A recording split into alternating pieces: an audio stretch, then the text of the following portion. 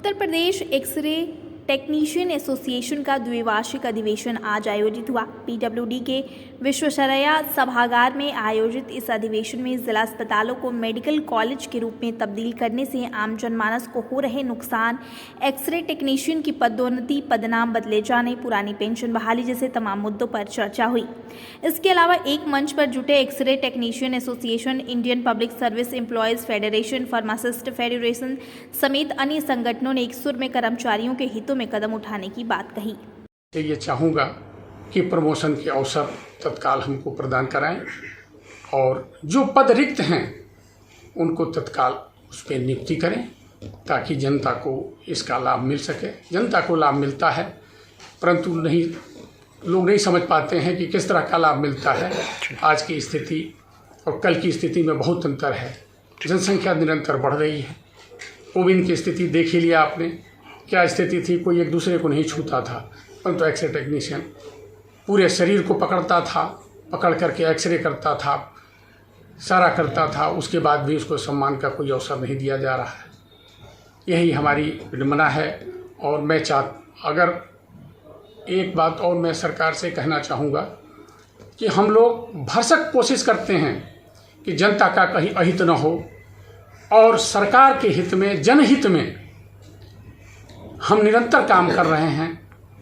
जल्दी स्ट्राइक नहीं करते हैं, कोशिश करते हैं कि स्ट्राइक करने की नौबत न आए, लेकिन एक सीमा होती है किसी चीज़ की। अगर सीमा के अंदर नहीं हुआ तो हम मजबूर होकर के अगले माह के उपरांत हम इसको अल्टीमेटम गवर्नमेंट को देंगे और हम स्ट्राइक करने की स्थिति में जा सकते हैं। आज विश्वेश्वरैया हॉल में Uttar Pradesh x ray technician association का द्विवार्षिक अधिवेशन था और उस अधिवेशन में इनकी मांगों पे चर्चा हुई। वास्तव में आपने देखा होगा कि उत्तर प्रदेश में एक्सरे टेक्नीशियन ये मेडिकल विभाग की एक बैकबोन के रूप में काम कर रहे हैं, लेकिन इनकी मांगें, बहुत सारी मांगें ऐसी हैं जो पाइपलाइन में हैं और उन मांगों को पूरा किया ही जाना चाहिए। भाई तमाम सारे पद खाली पड़े हुए हैं, तमाम सारे इनके पदोन्नत के पद नहीं मिल रहे हैं और पदोन्नत के पद अगर नहीं होंगे, अभी आपने सुना होगा कि भाई जिस पद पे व्यक्ति आया उसी पद से रिटायर हो रहा है।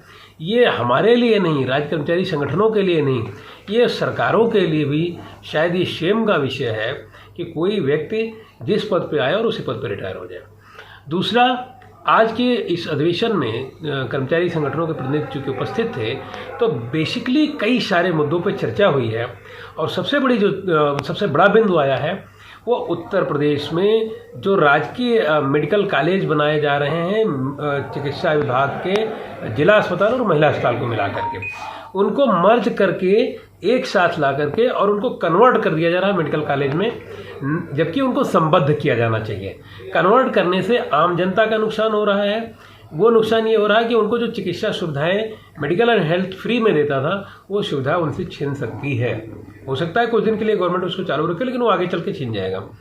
दूसरा क्या है, जो वहाँ पे कार्यरत कर्मचारी हैं उनका भविष्य अंधकारमय है। जो सरकारी कर्मचारी हैं, जो पोस्टेड कर्मचारी हैं, क्योंकि वो पद वहाँ से समाप्त हो रहा है और चिकित्सा शिक्षा का वो पद हो जा रहा है। चिकित्सा शिक्षा वहाँ पे पीपीपी मॉडल पे नियुक्तियाँ कर रही है या संविदा पे नियुक्तियाँ कर रही हैं, तो जो अस्थायी कर्मचारी हैं वो इधर से उधर जा रहे हैं। तो अभी जिसे इसका उदाहरण मैंने दिया कि भाई जहाँ पे एक्सरे टेक्नीशियंस वर्क कर रहे थे, अगर वहाँ पे पीपीपी मॉडल पे आप सीटी स्कैन मशीनें लगा दोगे, आप वहाँ से इनको हटा करके उसको पीपीपी मॉडल पे अस्पताल मेडिकल कॉलेज बना दोगे, मैनुअल में व्यवस्था नहीं है कि एक्सरे टेक्नीशियन के कितने पद होंगे, तो उन पदों के लिए वो जो वहाँ पे जो कार्यरत लोग हैं वो कहाँ जाएंगे? क्योंकि इनकी पोस्ट जो है वो सीएससी पे मात्र एक पोस्ट है।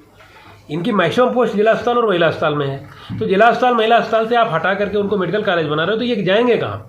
तो पद बढ़ने के स्थान पे पद कम हो रहे हैं और जो जनता को सुविधाएं मिल रही थी वो बढ़ने के स्थान पे कम हो रही हैं। ये काला सच है इसका।